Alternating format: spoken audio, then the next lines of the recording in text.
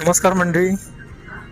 आता आपण चाललेलो आहे एकविरा आई आणि कार्ला गाव जो आहे कोळी लोकांचा. या ठिकाणी लेणी, कार्ला लेणी म्हणून भगवान बुद्धांच्या काळातली प्राचीन काळी जी लेणी करण्यात आली त्या ठिकाणी चाललोय. आपण पहिली गेट पार करून आलो आणि सरळ पुढे जो डोंगरावर जायचा आहे रस्ता, सर्वप्रथम या ठिकाणी 50 रुपये एंट्री फी आहे आतमध्ये जाण्याची. दुसरी गेट जी आहे त्या ठिकाणी, आणि दुसरी गेट पार केली की परत पार्किंग 50 रुपये आहे.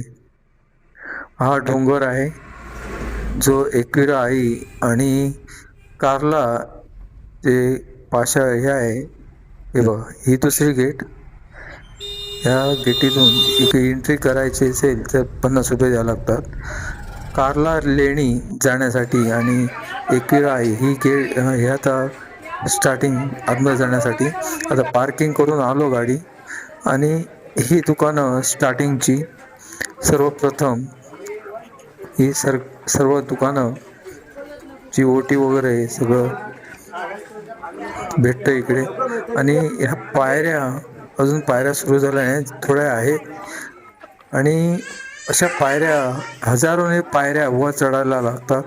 आणि भाविक या ठिकाणातून आणि वयोवृद्ध वगैरे अशा लोक आहेत त्यासुद्धा जातात.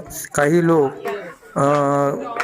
जे ढोपराने चालत चालत म्हणजे बसून जातात, ढोपर हे करून त्यांनी नवस मागलेला असतो, असे लोक असतात.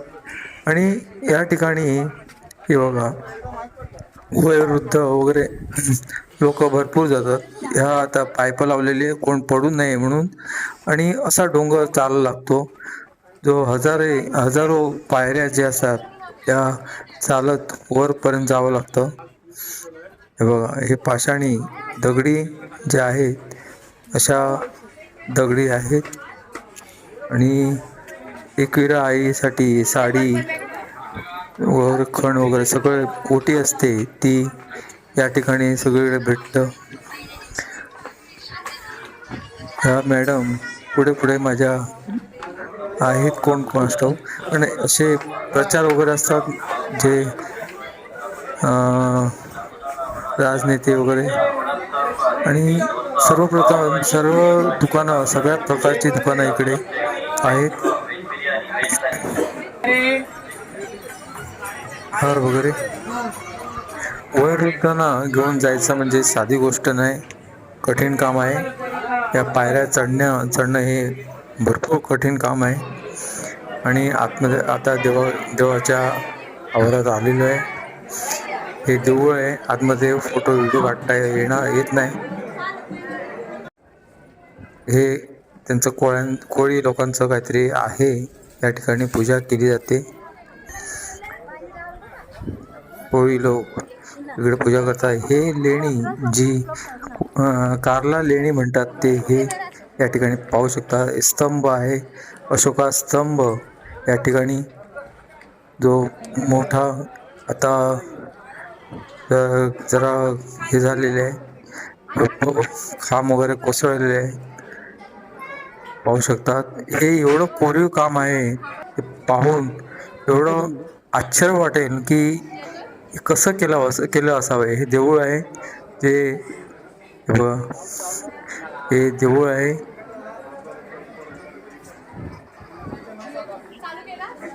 एकविरा आईचं देऊळ, आणि बाजूला हे बघा लेणी जे कोरीव काम केलेले आहे, कार्ला लेणी म्हणतात. या ठिकाणी बघा, हे जे आहे लाईनी कोरीव काम केलेलं कशा प्रकारे केलेले आहे पहा. हे पाहण्यासाठी 50 रुपये पर व्यक्ती माणूस तिकीट आहे. हे कोरीव, एवढं सुंदर कोरीव काम केलेले आहे, पाहू शकता. एवढं आताच्या ह्याच्यात अशक्य आहे. हे हत्ती आहेत, सोनं तुटलेली आहेत, काहीच देवता वगैरे, काही भगवान बुद्ध त्यांच्या काळातील हे प्राचीन काळी केलेलं एवढं करणं जे उंचावर जाणं आणि कोरीव काम करणं हे साधी सोधी गोष्ट नाही.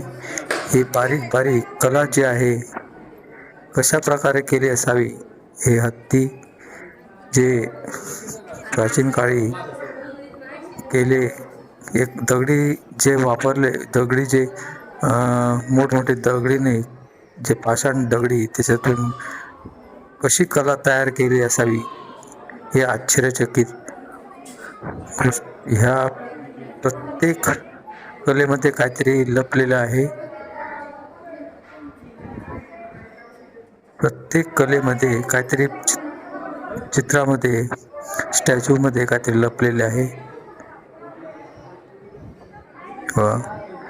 देवदेवता वगैरे काय असे काहीशी हे बघा, हे वरचं हे आतमध्ये आता गेलेलो आहे आणि वर जे पाहता आहे ते लाकडी आहे. ज्या फळ्या, ज्या अगोदर मशीन वगैरे नव्हती आहे बघा, एक घंटा टाईप काहीतरी आहे, जे मोठे पाषाणापासून पाषाण आहे ते मोठे मोठे, आणि हे खांबावरती बघा कसं कोरीव काम केलेलं आहे. वर जे आहे फळ्या, ज्या वरचा भाग जो आहे, जो दगडी, पाषाणी दगडी, एखादा दगड पडू नये याच्यासाठी कित्येक वर्षापूर्वी केलेलं त्याला काहीही झाले नाही. ज्या लाकडी काम केलेलं आहे त्याला, आणि प्रत्येक खांब असो किंवा लाकूड व्यवस्थित त्याच मापाने आणि एकही इंच फरक नसेल असा एक हे प्रत्येक काम केलेले आहे. कंपास मारला, फुटपट्टी लावली तर एकही इंच किंवा अर्धा इंच फरक नसेल असं एक काम केलेलं आहे, कोरीव काम. आताच्या ह्याच्यात इंजिनियर वगैरे हे अगोदरच्या ह्याच्यातून फेल आहेत. हे काम करणं म्हणजे साधी सोधी गोष्ट नाही. प्रत्येक काम, खांबे वगैरे एवढे सुंदर आहे. हे पाषाण आहे, पण काय आहे ते काय मलाही माहीत नाही, तिकडे काय तेवढं काय लिहिलेलं नाही. आणि हे पूर्वीचं काहीतरी भगवान बुद्धाच्या त्यांच्या टायमाचं काहीतरी आहे आतमध्ये, त्या साईडला जायला देत नाही, काहीतरी असावं.